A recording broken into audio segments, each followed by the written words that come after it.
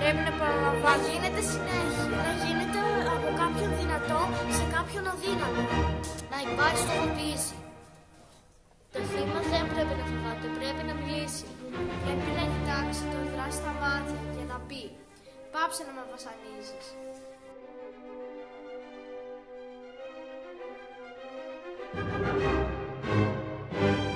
Πρέπει να μιλήσεις στους γονείς και τους κάνει.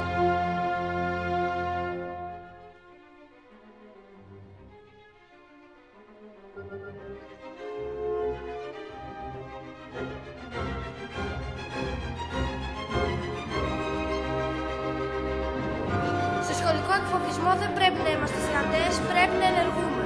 Αν είμαστε θεατές, είναι σαν να συμμετέχουμε.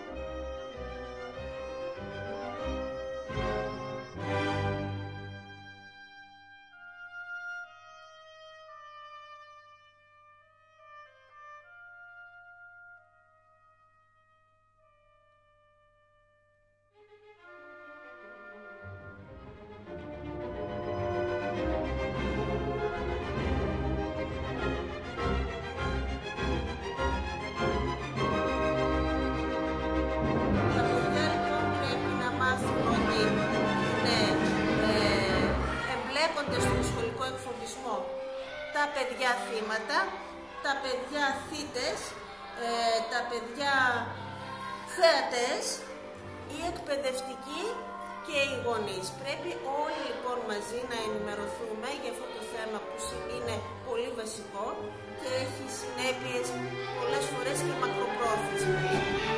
Όταν λοιπόν ένα παιδί εκτίθεται σε επανάληψη και με διάρκεια εκφοβισμού, τότε μιλάμε για σχολικό εκφοβισμό και για bullying. Όταν κάτι γίνεται μεμονωμένα, δεν μπορούμε να πούμε ότι είναι έναμε για bullying.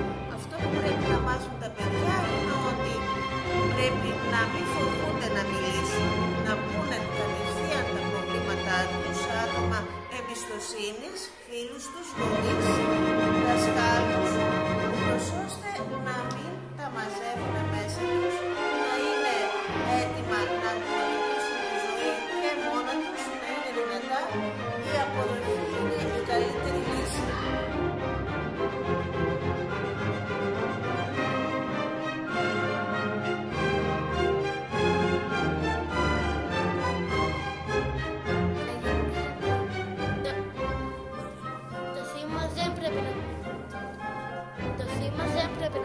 Πρέπει να μιλήσει.